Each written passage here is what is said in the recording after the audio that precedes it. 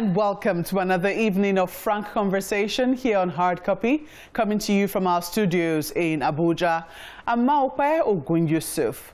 In December last year, the House of Representatives set up an ad hoc committee on crude oil to probe crude oil theft and also to probe an allegation that $2.4 billion, which was supposed to be proceeds from the sale of 48 million barrels crude oil, were missing. It was alleged that the crude oil was sold somewhere in China and the proceeds paid to private accounts. The information on this sale was purportedly given by whistleblowers who had spoken up as far back as 2020. However, it wasn't until December 2022 that the House decided to look into the matter. The hearing seemed to have met a brick wall after top functionaries of government were invited and refused to show up. In an interesting turn of events, however, one of them, who was the Attorney General of the Federation, eventually honored the committee's investigation but dismissed all allegations surrounding the mysterious $2.4 billion sale of crude oil. Now, was there any iota of truth to the sale, or had the House been led on a wild goose chase all along? Assuming there was an allegation, a true allegation that $2.4 billion was missing, hasn't the House left it a little too late, considering that its activities are currently rounding off for the 9th Assembly? The chairman of the House Ad Hoc Committee on Crude Oil Theft, Honorable Mark Gbillah, is my guest tonight. Honorable Mark Gbillah, welcome to Hard Copy. Thank you very much, Malpe. Pleasure is all mine. Thank you. Well, I was listening to, or well, I say I was reading your speech. It was just excerpt of it at the inauguration of your committee, so sometime in December last year, and you were talking about how important this is. That's the reason why, even in the midst of politicking, where you're supposed to be backing your constituencies, the House thought it important enough to bring this matter to the fore. At the time you were speaking, because you also made reference to some people who were in jail who had information on the matter, you're also hoping to travel to China, the United States, and I think Mexico. Yeah, those are the three countries that you mentioned. Has the probe gone according to how you thought it was going to go, considering the allegations that you had at hand? Thank you very much, Malpe. First of all, let me put it in the right perspective. Unfortunately, people only look at the name of the committee, but don't have the details of the mandate. So now the mandate of the committee is three-pronged, if I might say so. One, the investigation of the whistleblower allegations of 48 million barrels being sold, which cost us a loss of about over $2.4 billion. And then dovetailing from that, the House felt it necessary to now investigate all crude oil exports out of Nigeria and the remittance of the funds from such exports from 2014 till date. And considering the fact that we now saw a lot of whistleblower information being revealed to the Nigerian public, the House now felt, okay, the third part of the committee's work is investigate whistleblower revelations and recoveries, because the federal government has been claiming that they have recovered several millions of dollars of money. So the Nigerian people want to know what has happened to that money, how was it utilized, the other whistleblower revelations, how are the security agencies acting upon it. Yeah, so far, like you rightly pointed out, we have had the challenge, which is a recurring theme, which is why some of us in the National Assembly believe the House should do more about enforcing its invitations and providing consequences so that people start to respect. In other climes, you would not see even champions of industry, richest men in the world, respond to the call of their parliament because they know the import of it. But you see 7 government officials, like the Minister of Finance, she has refused to honor the invitation. Today, we have just written a letter telling her if she doesn't appear now, she will now be summoned by the House. The Attorney General didn't respond for several weeks. Fortunately, he has responded. We would still have to call him for one more time because we have to go through what he has responded. So the main challenge has been the response from the officials of government to the investigation.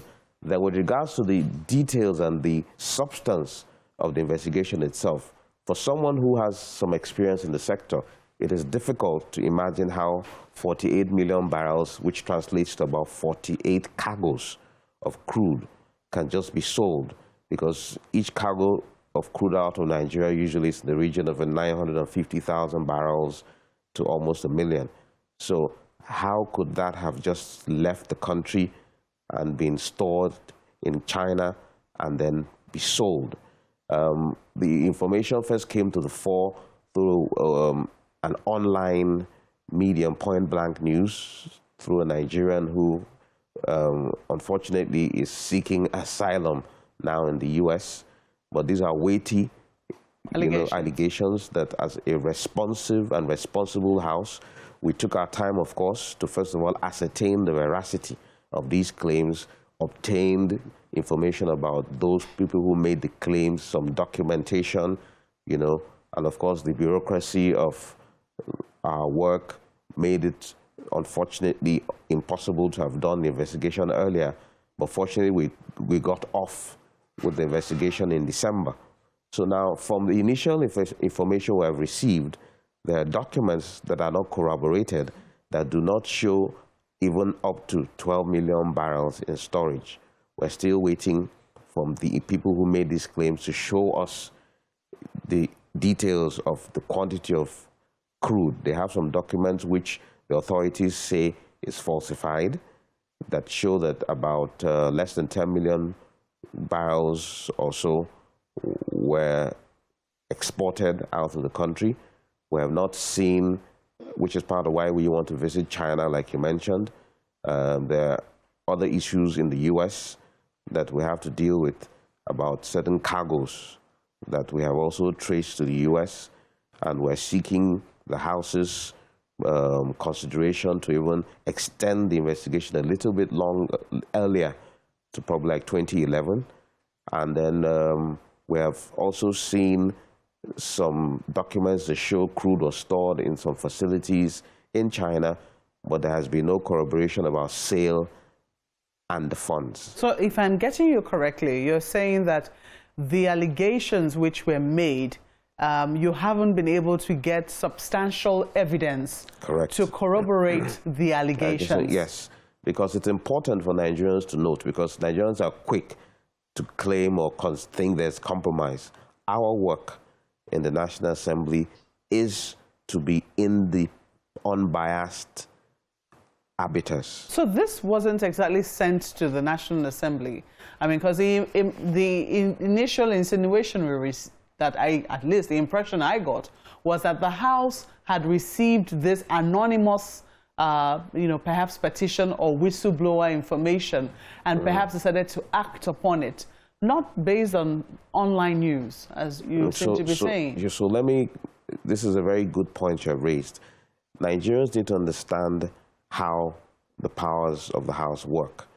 We even have provisions in our rule that if you as a member feels your privilege was breached by an online publication or a newspaper item, you bring it to the floor. What gives the force of law to our action is the resolution of the House. So if information becomes known to the public that has been provided, it is our responsibility to consider it on the floor. Is it worth our looking at? There's a lot of information we didn't receive a petition about. We heard, for instance, Ekwere Madu was arrested. We saw it in the news. Nobody sent us a petition. We raised a resolution on the floor, wrote a letter saying that, no, we want some leniency to be considered. That is how it works. So we don't have to receive a formal petition to look at issues. We'll come to that, the issue of Senator Ekwere Madu, before we wrap up this program. But I wanted, to stay on the issue, because it's one thing for you to get, and I'm not trying to impugn the credibility of any online media house, but it's one thing for you to get news from a credible source. It's another thing for you to just see something online and say, we think we need to investigate this. I know that $2.4 billion, which was supposed to be the revenue accruing from that 48 million barrels sale, if any such thing happened, is huge, assuming it were to have happened. But beyond that, if there was no preliminary investigation done to find out if indeed there could have been some merit to it, hasn't the House been on a wild goose chase? No, so that's why I tried to mention earlier that we didn't think it necessary to pass a resolution until we saw some evidence of communication. So for the sake of your question, let me reveal the fact that we also saw correspondence between the people who alleged this and the DSS. It is in our possession. That's enough for us to know it is worth looking into. The DSS also responded saying that we have received your information and we're going to look into it. And several other correspondence that was even communicated to Mr. President himself. So it is not based on any wild goose chase. It's based on the fact that there was actual communication between these individuals. Between the whistleblowers? Well, yes, let's call them whistleblowers, yes. And the officials of government. Of government. Yes. Okay, well, so far so good. I mean, we've seen the response of the Attorney General, who was one of those that was invited, and he says, let me state on the record for the benefit of Nigerians and the committee, that the allegations relating to the 48 million barrels are baseless. The allegation is unfounded, it lacks merit and indeed substance. The allegation in its own right is devoid of any reasonable ground pointing to a material suspicion cogent enough to invoke the constitutional oversight of the committee. In 2016, allegations were rife and hyped in the social media. There were allegations of the existence of stolen 48 million barrels of Nigerian crude in China, said to have been valued at $2.4 billion. So he even says it was farther than the 2020. It was as far back as 2016. Well, based on what you're saying now, that there isn't sufficient documentation to back those arguments, it does appear that the AGF is right. Now, let me first of all put it in the right perspective. The AGF, first of all, is doing himself and the country a disservice to say what he said about not worth the committee's investigation. Why is that? Because he happened to have been part of that presidential committee that was set up to look into this issue. He didn't mention that to the Nigerian public. A committee was actually set up by Mr. President to investigate this issue. So Mr. President, too, it was not worth Mr. President's time. Of course it is. When people allege that our commonwealth worth that amount of money is out there to be sold, even every responsible president, like the president rightly did, would want to investigate. And the AG himself was part of that team. And what the AGF didn't tell you is he also was part of the team that visited China to investigate that. We have all this information.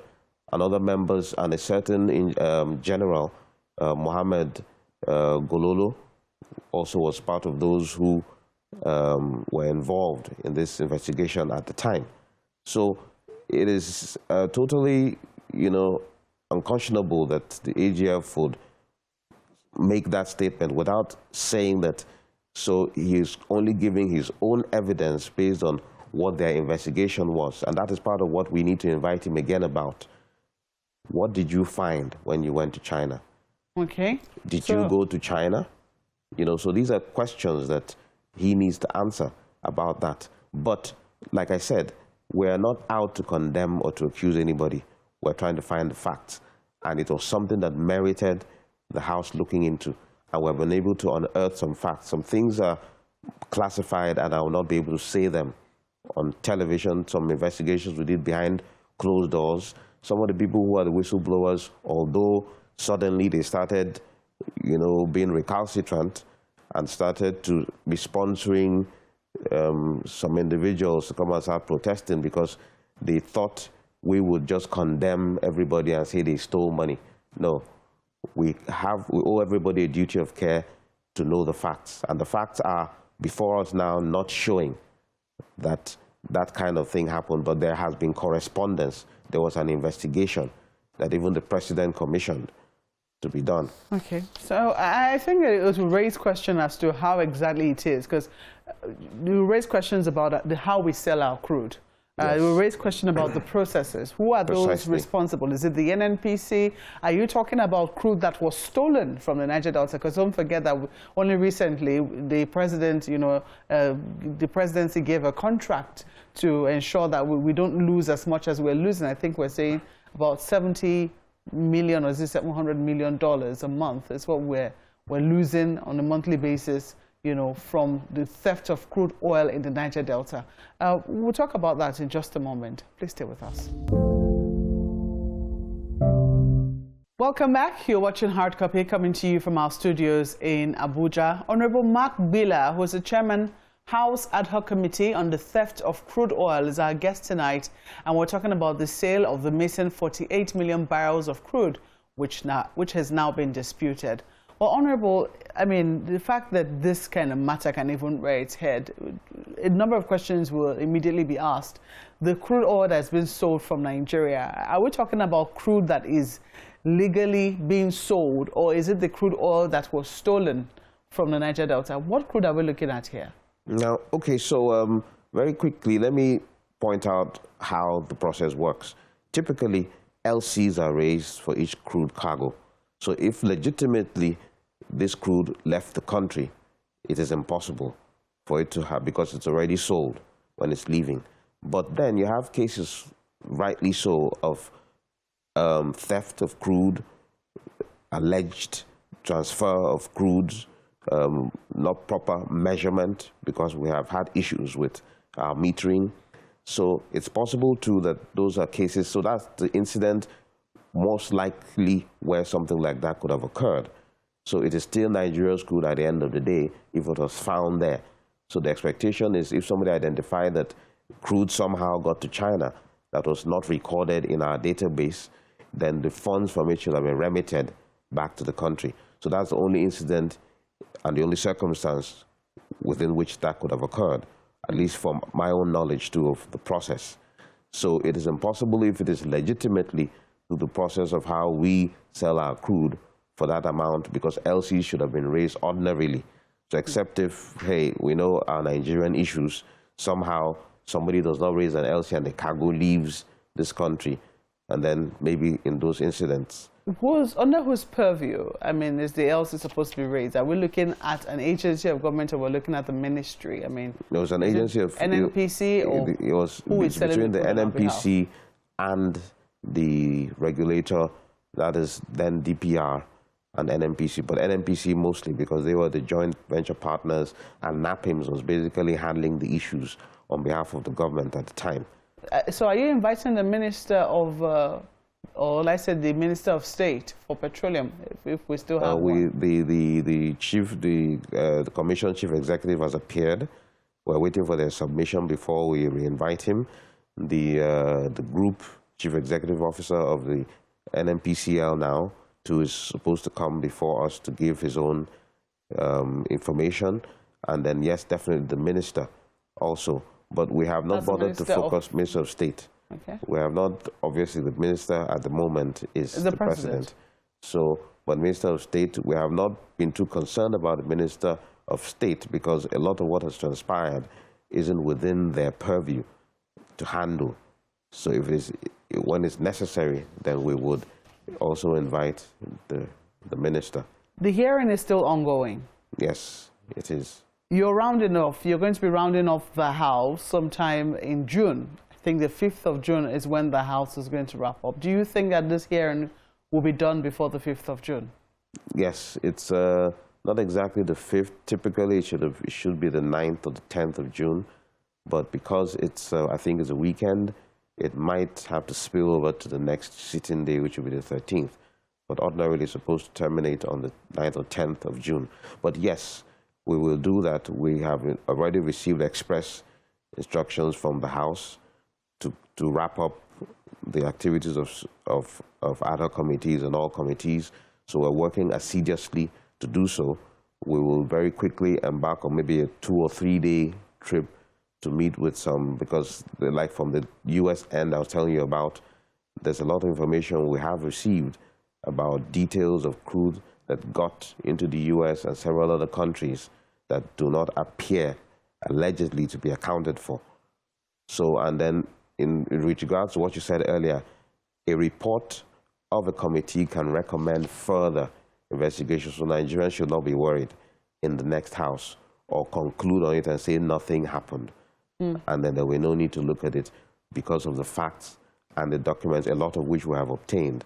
Our own job is to do a report, make those recommendations based on our findings and our conclusions, and then refer it to the relevant arm of the executive to implement and to execute. Now, that is where a lot of times some of us think the compromise happens. There are many recommendations that have been sent to anti-graft agencies. They have, put it in the back burner. They have not acted on it. This particular issue I'm talking about, like certain other issues of whistleblowing, some of which I'll mention very quickly, have actually been referred to the anti-graft agencies. The House didn't need to start to look at it, but it's because of the lack of action that we, who are the representatives of the people, feel that smacks of some form of compromise. Can you tell us about some of these issues? First and foremost, for instance, the Attorney General will still come back to answer how 16 billion was paid each to two companies. 16 billion naira? Naira. Two companies, Biz Plus and GSCL Consulting Services, from the Paris refund that was paid. This is a controversy which, like I'm sure you know, it was in the media as well at the time. This issue was referred to the NFIU. As we speak, we have only just received a response from the NFIU, which we will study about what transpired. This is after several until we were able to furnish them with facts that we now saw this whistleblower actually wrote to the NFIU. We got that document that we now told the NFIU, but you were told, why didn't you tell Nigerians the outcome of your investigation? But the NFIU has now responded. That is one of the cases. This has to do with the Attorney General. Another case that has to do with the Attorney General, also the case of the Sandesara brothers, Nitin Sandesara, Chetan Kumar, his wife, Diptiben Nitin's wife. This is the owner of the Sterling Group of companies. This is somebody who is doing business severally in the oil sector. Even he's involved in the Kolmani project and other projects. As we speak, he's a wanted fugitive in India for having defrauded allegedly, but the Indian authorities have put out even an extradition request. But our own Attorney General said it was politically motivated. How could you explain that? This is somebody in his country is wanted for allegedly defrauding banks of $1.something billion. He's finding safe haven in Nigeria. We hear he has a passport now. He's being given business by the Nigerian authorities. Is that what we want to encourage? No wonder our image and transparency index is not improving. And lastly, just the news that we received today that Senator Ike Ekweremadu has now been sentenced to 10 years. The House wrote, the Senate wrote, former President Olusegun Obasanjo wrote, and it was seen that all of this has not been considered, or perhaps it has been. Are you disappointed by the judgment or the sentence that has been delivered on Senator Ekweremadu? Yes, I'm very, very disappointed at that judgment. It is a very sad day for Nigeria and our relationship with the British government. Some of us don't think this matter should have gotten to the stage where it is at the moment. We take particular exception to the way he has been treated by the Scotland Yard, even after carrying a diplomatic passport, and that, for the principle of reciprocation, is not what we expect. We would not treat, I don't expect us to treat a British national with a diplomatic status in this country the way he was treated. But I believe all is not lost. We, as a House of Representatives, have written to the British government. The Senate has done so, and we're also waiting for our own government to put more pressure. We have seen leniency being provided. We have seen plea bargains being had, and we believe that this is what should be looked at. Yeah, but some people will say, aren't you just being elitist, that this is a country where they believe that, you know, the law serves all. All are equal before the law. So, yes. I mean, so that is why, shouldn't he have been sentenced? Yes, that is why I also mentioned that if someone who had a diplomatic passport can be treated that way, that's why it should be a concern to us, ordinary Nigerians as well. So it's not just about the elite, it's about us looking seriously about our relationship with the British government in this regard. Now, personally, I am aware, and it's in the public domain, that his process of getting a visa for that individual was through the right channels, through the UK Home Office. It was even clearly indicated the purpose of his going. At what point did the UK Home Office not alert the Scotland Yard or somebody else to the fact that somebody was coming to do human trafficking or organ trafficking in the UK? So that is disingenuous as far as I'm concerned for the UK government also not to blame their system. It went through a process. That individual got a visa. The hospital was interacting with the senator. They had the details of his coming for the treatment. Everything turned over on its head when that particular individual for very selfish reasons, started making those claims. We have seen incidents, and that is where I see it was poor judgment on the part of the senator. That part I must admit. You don't just meet anybody and start to take them in such confidence to think that they would rightfully go and, do what you honestly wanted to do for the benefit of your daughter. That individual was selfish. He obviously wanted to stay abroad and went and raised those allegations from what we have gathered. But, I mean, shouldn't we be able to trust the judiciary to look at all of these evidence and know whether indeed, there was some merit to the matter which the young man had raised? Yes, I agree. It is their prerogative, of course. But obviously, with the benefit of hindsight is why I'm saying what I said. I don't believe that the sentence was commensurate to what transpired. I think it was too harsh. I think it was too condemning of the individual. And sometimes when these things happen, it's marks of what some of us feel is the bias, certain countries have towards Nigerians, and the tendency they just think we are, corrupt, insincere people. Well, Honorable Gbillah, we look forward to seeing how this will be resolved between the Nigerian government and the British government. But we thank you for coming on Hard Copy. Thank you very much, Malpe. Well, that's the program tonight. We appreciate your feedback. Please use the handles showing on your screen to send us some. Thank you for watching. I'm Malpe Yusuf. Good night.